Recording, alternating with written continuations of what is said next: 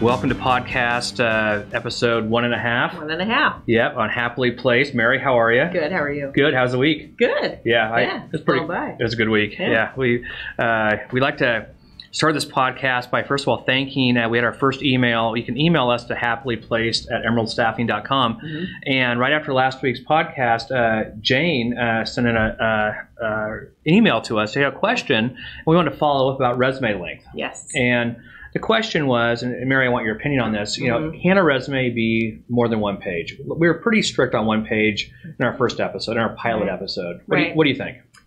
I would give it 2. Okay. Tops 2. Tops 2? Tops 2. Yep. Yeah, so if you have more to say, really, and this is going to lead into this segment of interviewing after 20 or 30 years of experience. Mm-hmm. So that person's going to have more to say than, say, the person right out of college that maybe just hasn't had the life or the real world experience in the workforce. Right.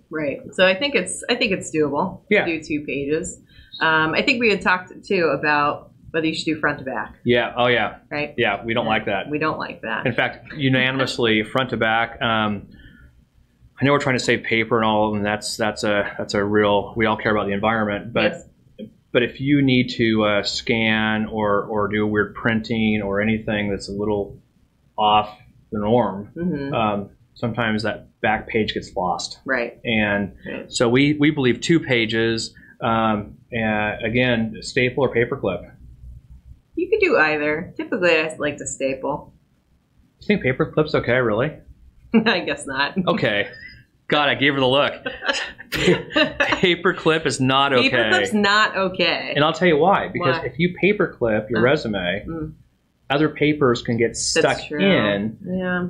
And I'm thinking from a scanning perspective, but you want to keep it together. No. Yeah. I think stapling is going to be your number one choice. Upper left? Yeah, upper left. Okay, there we go. So 2 pages is okay. Upper left staple is great. Mm-hmm. Paperclip, we're gonna say it's out. Yeah, it's out. It's totally out. No paperclip. Oh, I'm glad we got that cleared up. Whew. Oh, okay. So now we can officially start episode 1.5 of Happily Placed, and this has to do with interviewing with just a lot of work experience. You've been in the workforce for 20, 30 years. Mm-hmm. Mary, what do you see when those candidates come in?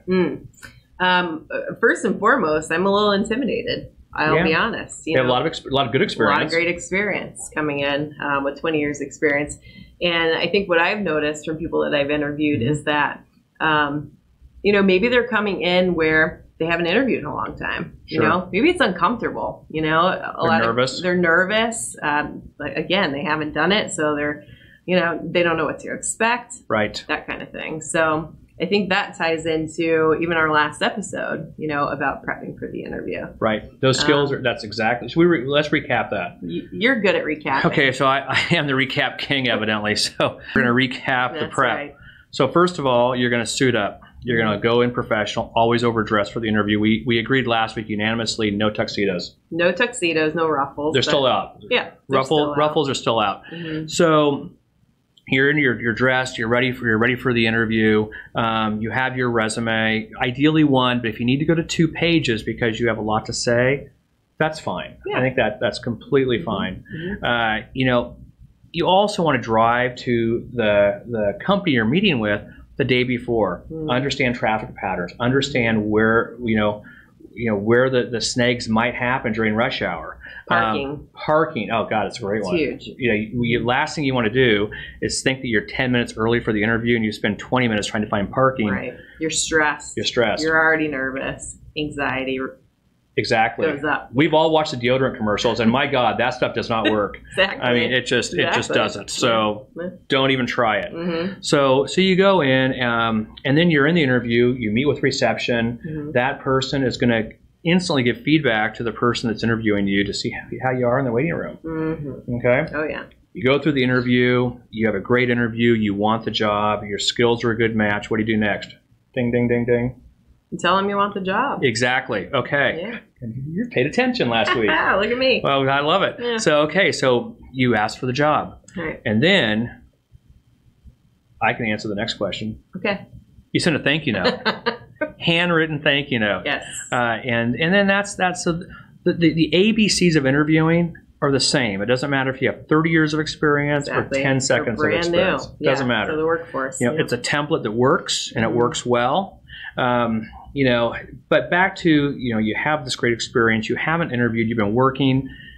You know, now what? So you're a little nervous. You know, and I guess what I would urge you to lean into is your experience. Absolutely. You know, you understand workplace dynamics. You understand world dynamics. You understand local politics. I mean, you understand all of it. And you bring a perspective to the workforce that is not only endearing, but it's also a teachable moment for those that are coming up into their careers. Right. So, you know, you can really be of value in more than one way. And just to recognize your own value and what that brings to a company, I think is comforting, and I think that's something that you should remember. You know, I think the other thing too that we've chatted about is just be positive.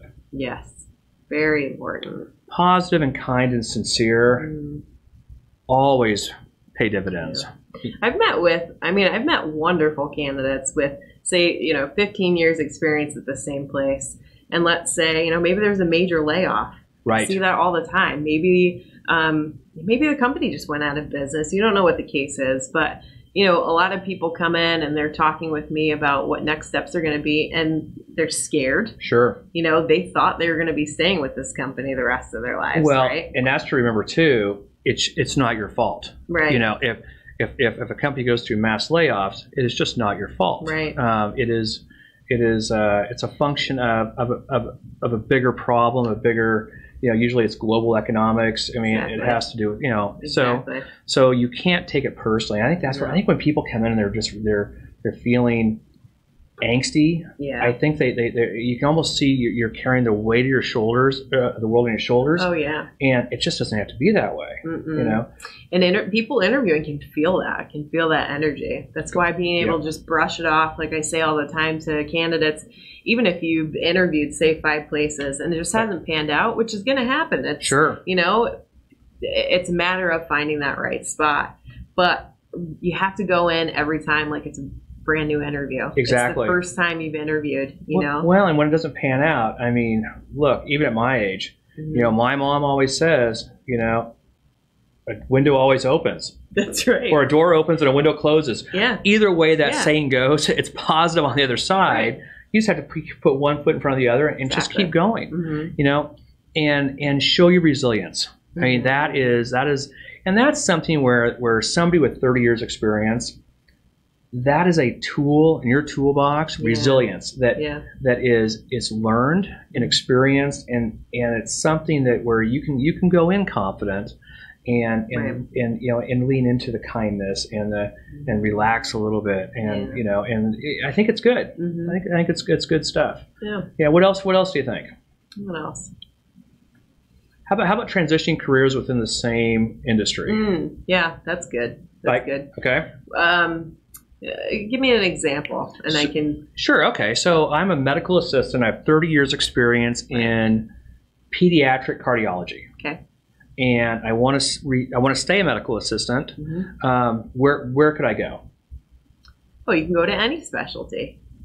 I think you can go to any specialty. Yeah. I think it's a matter of the core skills that you have that you can bring to the table. Let's say you've had 10 years at a pediatric clinic. Sure. You know, and you're going to an interview for a urology clinic. Sure. You've never been in that specialty, but you can bring the core skills with you. Absolutely. We understand patient relations. We understand confidentiality. Right. We understand vitals. You know, I could even say that with 10 years of experience in my given specialty, I have the ability to learn new terminology. Right. You know, because the terminology in, you know, say for urology and pediatric cardiology, there's going to be some things that are different based on specialty. Yeah, a little different. Yeah. But because a lot different, but because I've had the ability to learn one skill set, chances are I'm going to be okay learning the next one. You got the bones, and that's the important part. Exactly. It's like house hunting. Right. The house, you know, the foundation's there. Yeah. Right. I've got the foundation. You can